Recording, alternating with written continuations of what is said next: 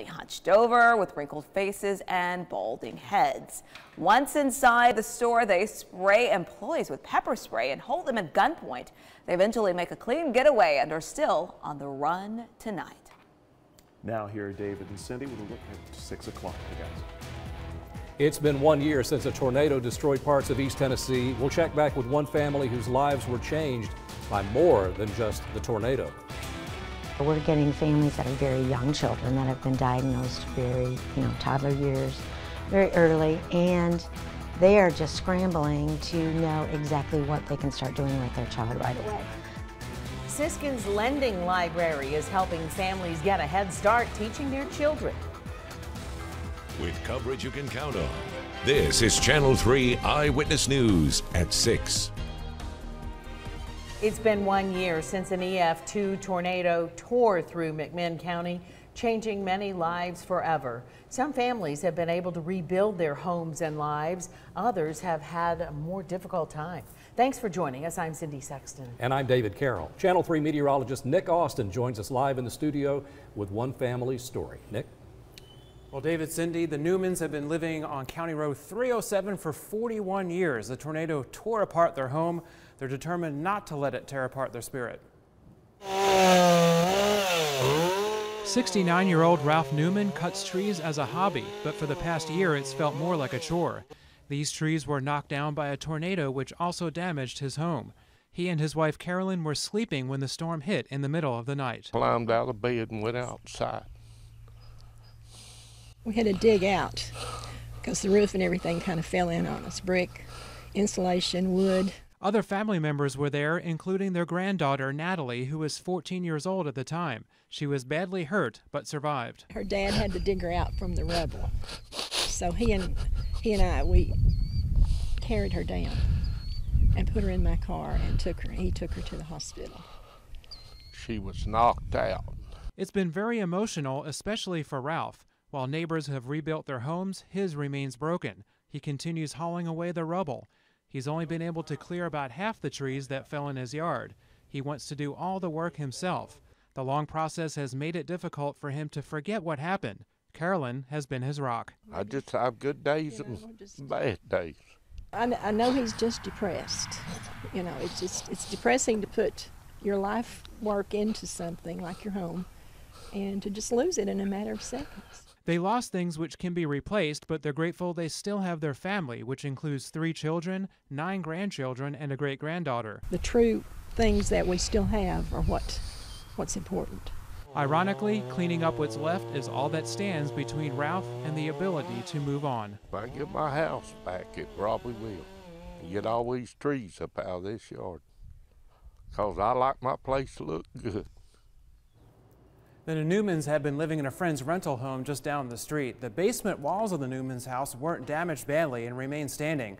They say construction on their new home should start next month. Live in the studio, I'm meteorologist Nick Austin, Channel 3 Eyewitness News.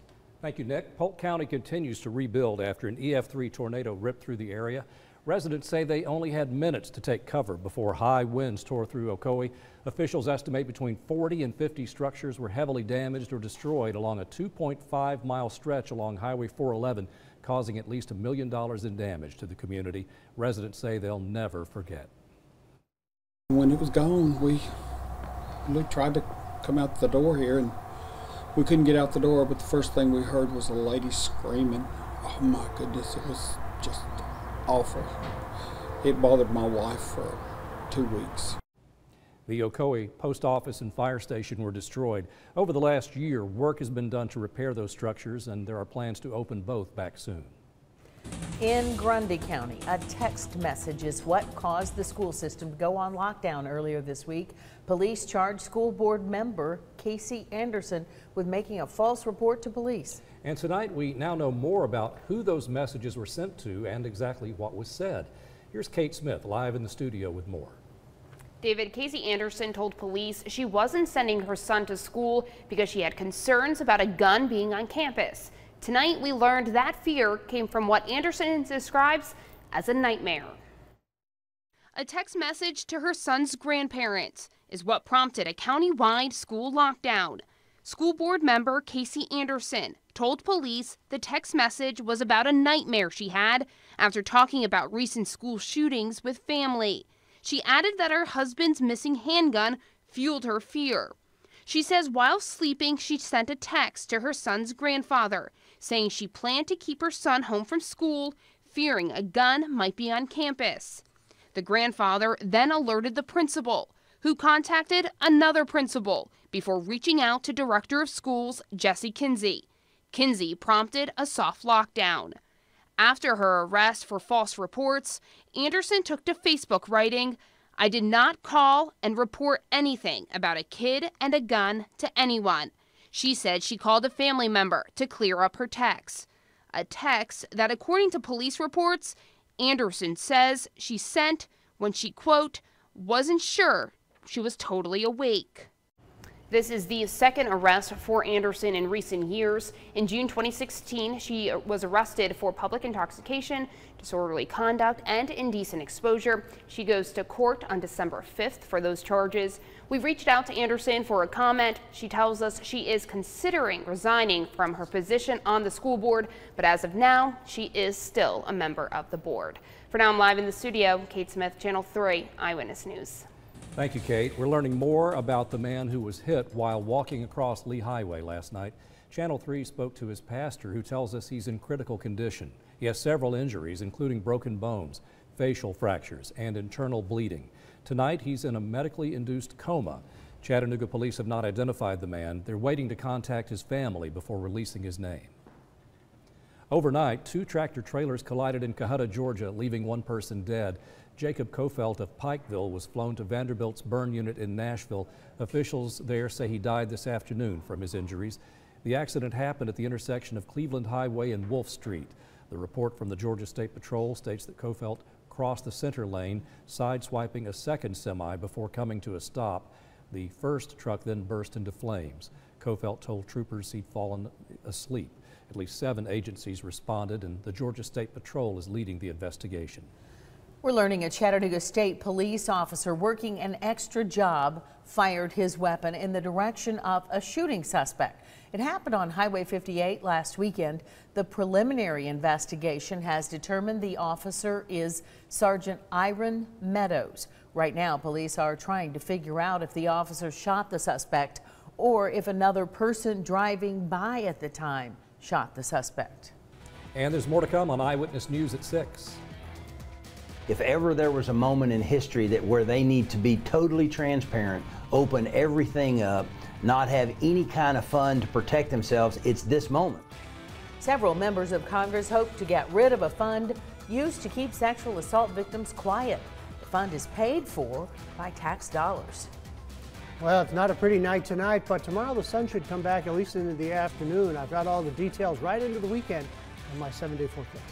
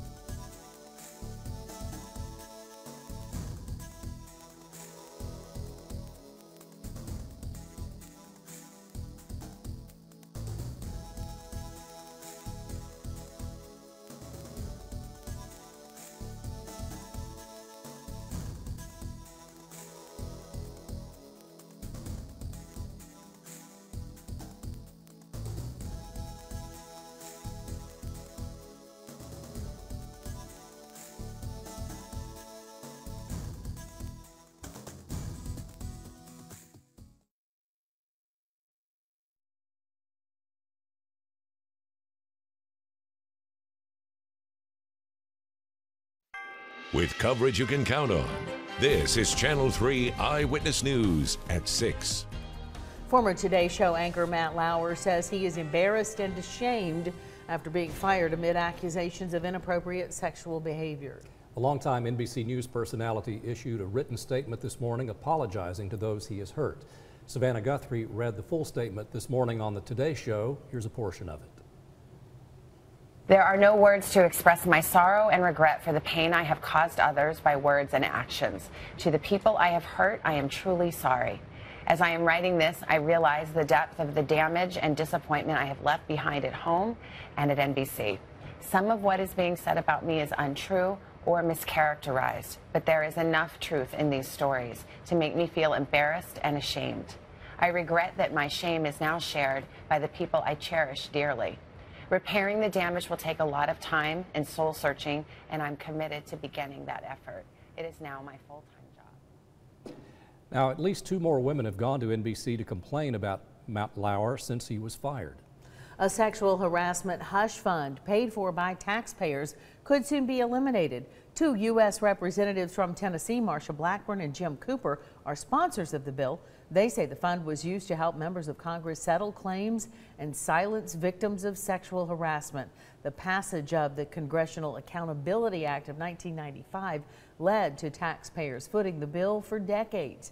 Former Congressman Zach Wamp says that was not the intent of the legislation. I served 16 years and I never heard anything about this from anybody. I didn't hear it from other members. I didn't know that that it existed. I'd be interested in how it even came about. The bill from '95 put Congress on the same level as other American companies when it came to employment and workplace safety laws. The new proposal would make members of Congress who used the hush fund reimburse the money with interest. We'll have more details inside the WRCB mobile app. Jim Nabors, who played Gomer Pyle on TV in the 1960s, has passed away at his home in Hawaii. His health had been declining for the past year. He became an overnight success on The Andy Griffith Show from 1962 to 1964. He was only on 23 episodes, but he made a big impact. He later started his own shows. Before he moved to Hollywood, the Sylacauga, Alabama native worked at Channel 3 here in Chattanooga at our original studio on Macaulay Avenue. He was a film cutter, or what we'd call today a film editor. I used to clip together all the commercials for the, insert the commercials into the films. And then I also edited the news and so forth. It was a great time. I had a good time doing it. I didn't know what I was doing, but it was a lot of fun. That's from an interview we conducted with Jim Nabors back in 1996, our 40th anniversary, and he still remembered many of his co-workers. In the early days of live local TV, the station put him in front of the camera occasionally to showcase his rich baritone singing voice. In addition to the Gomer Pyle success, he had a CBS variety show and a very successful recording career, performing concerts around the world. And he always credited Channel 3 in Chattanooga for starting his career, so we're proud to have played a small part in his success. Jim Nabors was 87. And during that interview, Cindy, he remembered the late Charlie Millirons. He remembered a couple of folks who are still with us and watching this evening, Barbara Malloy and Wayne Abercrombie, who were here at Channel 3 during his time. So he has great memories of the station. Would have been fun to work alongside him, Oh, I'm sure. Those were the days. Good old local live TV in the 50s. Coming up on Eyewitness News at 6. It's able for that child to participate within that routine and to communicate what he wants or what she wants. Technology at Siskin's Lending Library is helping young children with disabilities communicate at home. And this afternoon we had rain in parts of the Tennessee Valley. Not a lot, just enough to make the roads a little slippery. We'll check back with Chief Meteorologist Paul Baris to let you know what's in store for the weekend in a moment.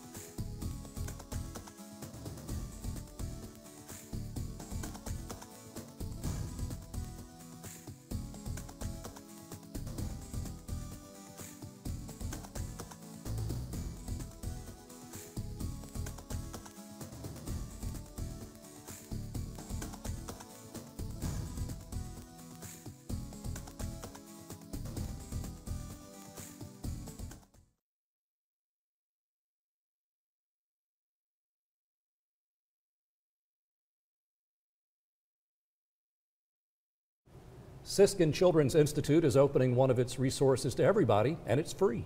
The Lending Library offers thousands of items to parents who have kids with learning disabilities. Channel 3's Michelle Heron stopped by today to see what they offer. These items are opening doors for children living with disabilities like never before. They can touch the picture and that picture will talk for them. Through assistive technology devices like this one called GoTalk, children are able to communicate. Others help with daily activities. At home, you can hook it up to a blender and they can help cook. You can hook it up to a lamp. So in a bedroom, you know, the mom can say, turn your lamp on, and then the child can turn, just by pushing this, the lamp will come on. Julie Michael, director of the Early Learning Center at Siskin Children's Institute, says devices like these can be life-changing. And now, through the help of Unum, anyone can check out these devices for free. Banana. They're part of the 6,000 books, DVDs, periodicals, even videos at the Lending Library. This space is designed to help parents learn more about early childhood development and disabilities. We're getting families that are very young children that have been diagnosed very, toddler years, very early, and they are just scrambling to know exactly what they can start doing with their child right away. Karen Coleman has been building the information arsenal here for the last 15 years. She's able to help steer parents toward the information they're looking for, which can sometimes get confusing. And we also have parents recommend things, that have helped them. So when they've checked something out, they can say, this was a great book on this, and so I can recommend it to other parents. That was Michelle Heron reporting. The Lending Library is open weekdays. To find more information, including hours, click on our story inside the mobile app. Now it's time to check in with Chief Meteorologist Paul Baris. Let's see what he has in store for us on this last day of November. Hello, Paul. That's right. Tomorrow's the start of meteorological winter time, and coming up next week, it's going to be about a week late, but winter's going to finally get here, probably starting next Thursday, Friday, and Saturday. That cold air is going to be diving on down straight off from Canada, and it's going to create a lot of snow up to the north of us. Matter of fact, the whole weather pattern is setting up that this could be a very interesting couple of weeks, especially starting after next week. So stay tuned on that one. All right, as far as we go in the next few days, it's still going to remain fairly mild. We got a little system moving from the west to the east. You're going to see some breaks in the clouds for tomorrow, but another wave of cloudiness is going to be moving our way coming up, it looks like, probably over the next few days. But every now and then the sun's going to peek out too. The heaviest rain is off to the north and east of us. We're out near Philadelphia and Dover, Delaware. They had a earthquake, 4.1 earthquake today. It's about the third or fourth one they've had since 1950 out in that area. So it's pretty rare to have something like that happen. 58 in the city right now, 59 Cleveland, 60 in Dalton, 57 Altamont, winds are calm, 55 in Murphy, high was 63, 40, 60 overnight low. So it was really, really warm again. Normal highs around 56, 57 degrees. 61 Dalton, 64 Varnell, 66 Chatsworth, and a couple tenths of an inch of rain fell from Scottsboro all the way to Fort Payne. About a tenth of an inch in Red Bank, 2/10 Lakeside and Soddy Daisy. That's the most I could find. Cleveland, Ooltewah had about a tenth, as did North Chattanooga right here at Channel 3. And then we had about a tenth in Riceville, Dayton, Pikeville, Dunlap, all the way to Colmont. And Delano, 65 out near Murphy, and about 59 all the way up to Athens. Tomorrow, we're going to start off the clouds in the morning, and then some breaks in the cloud cover, high pressure off to the north of us. And the real cold air is still up into Canada at this time. Saturday in the morning, we'll have some clouds, and then some breaks in the clouds into the afternoon. Overnight, Saturday night and into Sunday, we'll see some more clouds, and then some breaks in the clouds into Sunday afternoon, Sunday night. And now coming up into Monday morning, another wave of cloudiness, but the winds will be coming out of the south, and that should keep the temperatures up. It wouldn't be impossible to get near 70 once again coming up on Monday. But tonight, 49 with clouds and fog and east sprinkles ending. Tomorrow, 65, partly cloudy and a northerly wind. Tomorrow night, 46, partly cloudy, and the 7-day forecast looks dry right through Monday, with temperatures still in the 60s, lows in the upper 40s to near 50. That's really, really nice. I mean, and just enjoy it, folks, because it's not going to last. You're going to say, oh, I wish it would get like that again. Because Tuesday it's going to be wet, and especially late in the day, Tuesday night. Wednesday will be wet. and 50, much colder. Thursday, 44. And share your Christmas Friday will probably be only near 40 or so with strong winds. All right, this We'll feels like our last weekend, our last chance. That Paul. could be it. Thank you. Next in sports, find out Tennessee's latest coaching target. Plus a Tyner State title preview, 20 years in the making.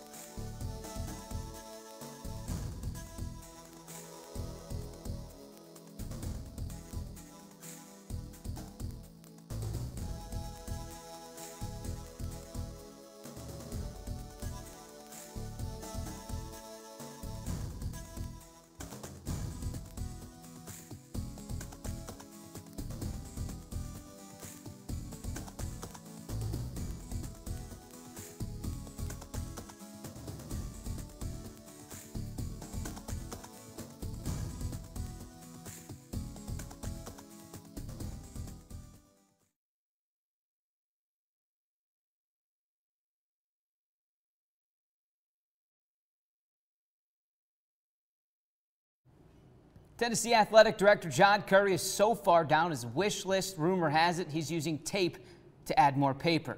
I said rumor. The good news, the bottom of Currie's list is getting higher approval ratings than the top. The latest name is a very familiar name. Tennessee is now focused on Kevin Sumlin, but the day did not start that way. The Vols had a reported offer on the table for NC State's Dave Doran. NC State countered with a significant raise and extension.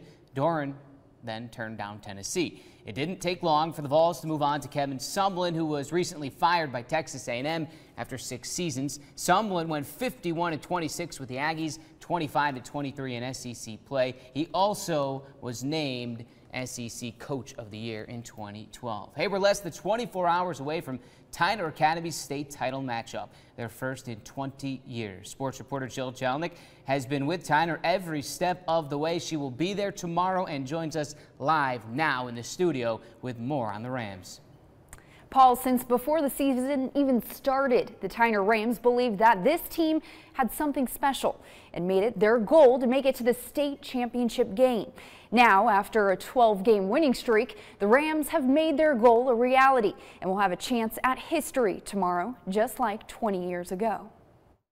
Friday, December 5th, 1997. That was the day the Tyner Rams made history, becoming the first public school to bring a state championship to Hamilton County. Fast forward 2 decades, the Rams are back in the state title game, and they're playing the same exact team as 20 years ago. Well, that's pretty strange. I'd say if I was a betting man in Vegas, I could probably win a lot of money on the odds of that happening. We've been looking at on the brackets and all through the playoffs. We might end up playing Union City. We might end up playing Union City. And now we at that point now that we meet them again 20 years ago. You couldn't handpick that. Tyner alum and current assistant coach Jackie Buttram was on the staff in '97 as well. That was a great feeling. You know, never had that feeling before at that time. You just couldn't explain how special that was. Coach Buttram can see a lot of similarities between the '97 team and this year's team. They're both stacked with talent, but the 2017 Rams like to have a little more fun. These are funny young boys right here. They're fun. It's a little bit different. Them 2017, they was a little bit more serious. But these kids are serious when they get ready to kick off. But they have fun prior to. It's a dream come true, basically, because we just been dreaming about this, talking about it since the beginning of the season. And everybody will remember us for this, because it's been 20 years since we won the state. Kickoff is set for 12 p.m. Eastern versus Union City. I will be there driving up to Cookeville bright and early tomorrow morning, so be sure to follow me and Channel 3 Sports for the latest. Live in studio, Jill Jelnick, Channel 3 Eyewitness Sports. Thanks, Jill. We'll also be there on Saturday for Notre Dame's title shot. More on the Irish online now. Speaking of Saturday, Georgia's preparing for its first SEC title shot since 2012. They'll do so against an Auburn team that blew them out just a few weeks ago. That game was in Auburn, which is known for a raucous atmosphere. Head coach Kirby Smart expects the same inside the new Mercedes-Benz Stadium on Saturday. But it's, from what we've been told, an extremely loud place. So crowd noise will always be a factor when you play indoors. I don't think that the crowd noise there had an impact on the timing or any plays. Jake did a good job handling that. Their defense had a lot to do with the struggles that we had because they got a really good defensive front. Some would say coach talk, but a lot of players agree it's the other team, not the noise. All right, we're just a couple of days away, and of course, big games tomorrow, as we mentioned as well. Thanks for joining us. We'll see you back here at 11.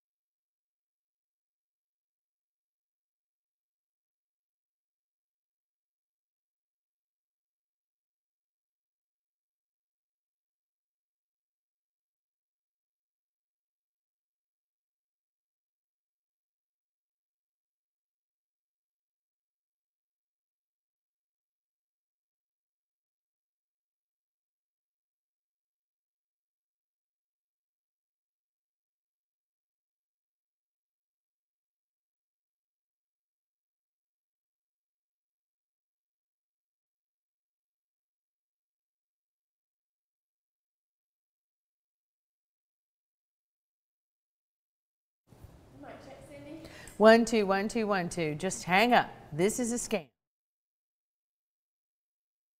Calls on our regular phone. As soon as I hear it's a recording, I just hang up.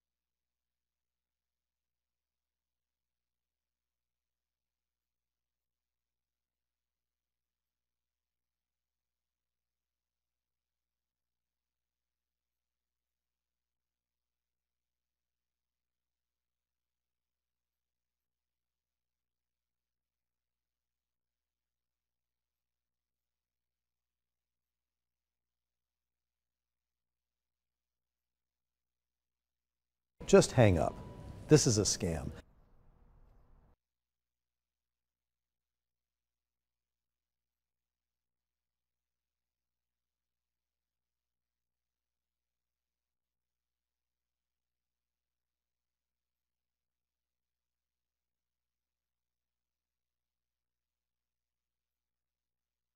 Just hang up. This is a scam. Scammers are targeting electric utility customers again at both home and the workplace. A warning on what to look out for this time. And I'll let you know when the rain will get out of here and what to expect this weekend. We'll see you after the game.